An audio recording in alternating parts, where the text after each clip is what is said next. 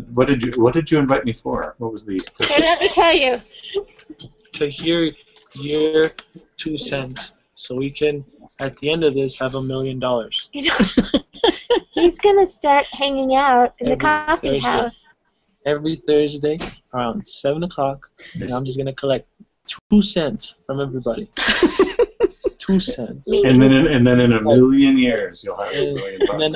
And then no, I'm thinking like a few Nuggets of wisdom. a few years, like maybe a year, like maybe a year or two. I'll have $1 million because Oh, you of really meant everybody's. 2 money? No, like I'll have $1 million worth of wisdom. Oh, wisdom. See, To he is just- going for to wisdom. just Yeah. the world. I think wisdom's cheap, so yeah, you'll be all right. The goal is good. What did you say? Oh. So what are your nuggets? What are your nuggets of wisdom? What is the topic? There's no topic. Everything and anything. It's a random conversation. You know, it's this 3D game, and by itself, it doesn't have anything too special about it. But they made it pretty open so people could add to it. And these guys have added a bunch of engineering kits to the thing, which have microprocessors and refineries and oil production and all this stuff. And you actually build it piece by piece into these big elaborate networks. And I think the kids are learning a lot about some of the basics of engineering, and the programming they have to do to get these things to work is actually pretty advanced. And when I played it, I feel like in the future, I bet what engineering will be something like Minecraft, where you just go in there and you build it virtually, and then you go, oh yeah, that's cool. Then I go build it, and then I go build it for produce. Oops, hold on. It's going to be a little rough for a minute. Go inside this house. Cool. Okay? And there's the male bees right here, jumping down. Those are the males. The females are sorted off somewhere else because the females don't multiply like the males do. And So what happens to them right now? well, this was I'm going to show, the reason I thought this would be cool to show you is you can use these sorting pipe things to eventually, you start with really fundamental bees that aren't very interesting, and by breeding them over and over and doing Darwinian things, you knock out the ones you don't like and all that. This pipe thing here, I'm only keeping nocturnal bees and ones that are purebred, cultivated. And so these guys just keep circling around and they reproduce and they make honey and all that kind of stuff. And so I just do it because I like making machines. So that's the stuff they make. Yeah, there's like propolis and royal jelly and all of that. Yeah. All that. And okay, and so that's just the bee thing. There's literally 50 things like this. So the first thing I always start doing is way over You here. guys made all this? Yeah, we've made all this. Massive. How long do you think it take you? Oh, it's been several weeks. Yeah. And these are big giant fuel tanks up here. The green fuel is biofuel or biomass, and then that orange stuff over there is refined biofuel. And then inside there's like, it's hard to, I don't want to get into too much, but this is a still, and it ferments sugar canes with compost, and it produces fuel. They also have less environmentally friendly stuff. They have oil. They have, this was a tree farm, but I haven't stocked it recently. It would automatically plant trees so they can be cut down. We have, and this isn't even like our high-tech area. This is like production, and then we have a factory. Oops. And you're always trying to like upgrade your technology. And is this the, Huh? Amy? is this the FTB server? Yeah, this is the FTB server. So Everett actually runs this server, and there's about 4 of us who play on it. The rest are kids. Just me. I'm the only adult. And oops, sorry, this is not where I meant to go.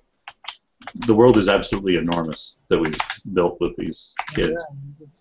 And then this is a teleporter, and we have this awesome factory. That's where we are now.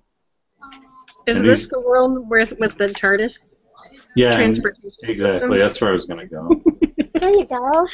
So there's railcraft stuff, which you have a train system that you can ride on, and it can be fully automated. There's Everett's TARDISes, and if you go into a TARDIS, for those who watch Doctor Who, you go in and it gets bigger. This is Everett's version of the TARDIS. And instead of, it can take you anywhere in the world. Like Rageco's that thing we were at. The other guys have houses. Drakeman he's building his own factory. I don't even know what's over here, in fact. But like he has his own underground stuff. But anyway, it's a huge world. It's persistent because we have our own server. Is that And it nice? just grows. That was a sword. What's a sword? Yeah. That's sweet. The only rules to the whole game are at night, bad guys come out, like zombies and skeletons. And so you have to be somewhat defensible. And there's different biomes. What other kinds of stuff? I'll go back in here because I was going to show you that factory. The factory's pretty elaborate. That's why I thought it shows off the machines. Oh my gosh. So these are all different kinds of machines. Like this one is a compressor. So this takes some product and squeezes it into something. So like it's how we make refined uranium. It's in that part of that process, which can be used for like nuclear reactors and things like that. Extractors gets gums out of trees. Furnaces for burning, doing things you would have to bake something like, well, somebody's been baking potatoes, but it's also used for making glass out of sand. And how do you guys figure out how to do all this stuff? So there's huge wikis on each of these mods. So there's probably 20 mods inside in what the server's running, modifications from the vanilla Minecraft.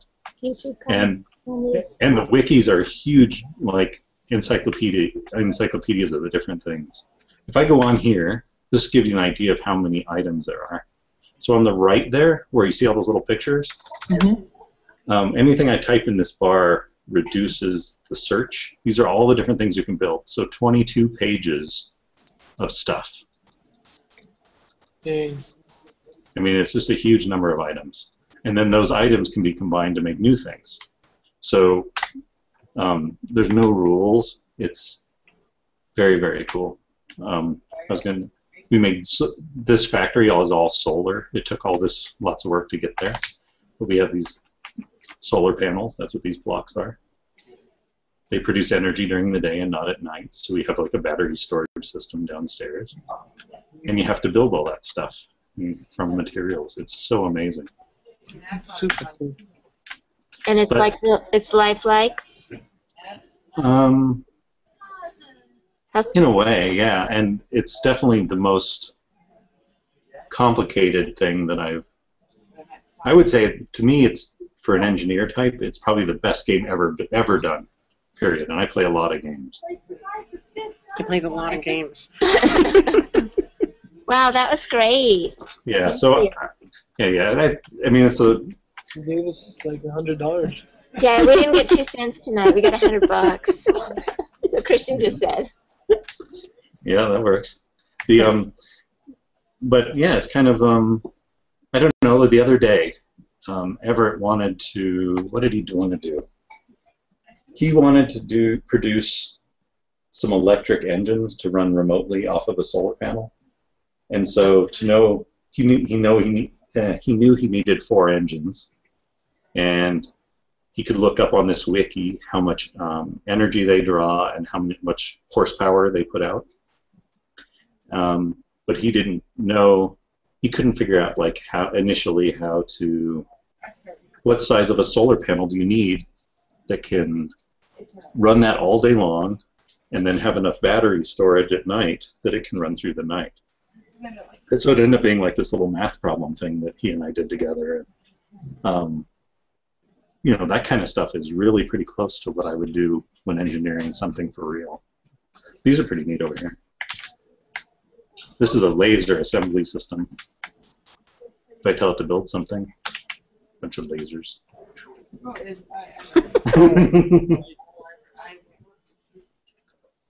But yeah, I don't know. It's a very neat thing, and I think, you know, it definitely in just a few years, I bet we see stuff where people log in virtually and they do their engineering in some environment like this.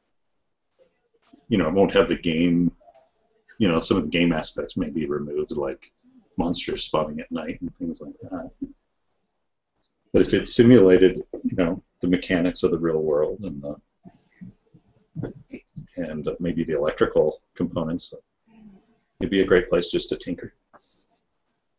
About 20 years ago, a guy at CSU, trying to think of his name, Steve Thompson, well, it's probably longer than 20 years ago, started this small-scale science where you were doing all the science experiments with toothpicks and straws. And, I mean, this is cooler because it's virtual and 3D. Well, it's online, too, but same idea, doing all the stuff you could do for, like, nothing.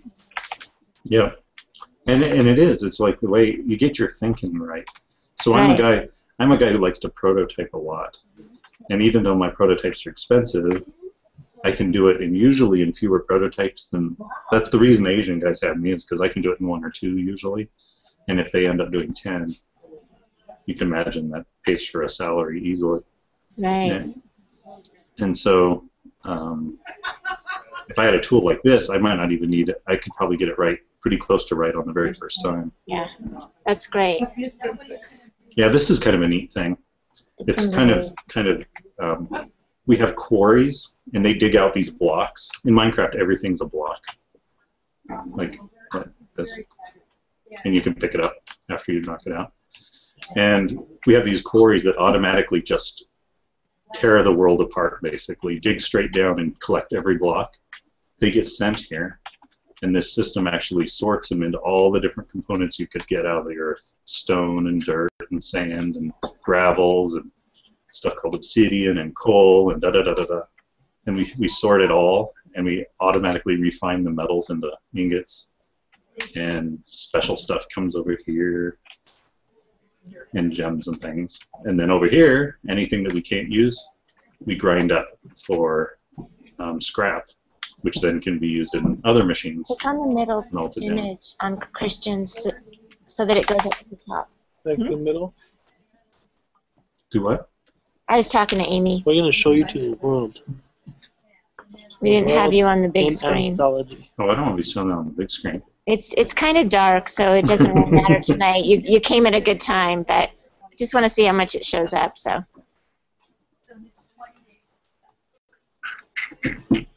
Crazy this one. well, thank you. That was super. I'm glad we pestered you. Yeah. So if I close this window, is it going to kick me back? Yep, I think so. Ta-da! Oh, yep, Very nice. that's really cool. Thanks, Eric. Gracias. Yeah. And I think like as an example, in the previous world we did, other than this, we probably played it for 3 months before we're starting over. Wow. And what'd you do to that world? Similar stuff. I mean, Like, maybe did- little did inventions. you visit? What do you do to the one that you're leaving behind?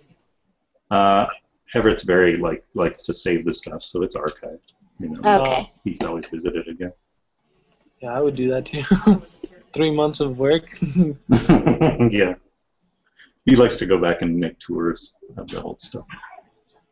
Yeah, it's cool. That's really cool. Seems too complicated for me. Too much. Well, But it's a lot less complicated than if you went into engineering school or something.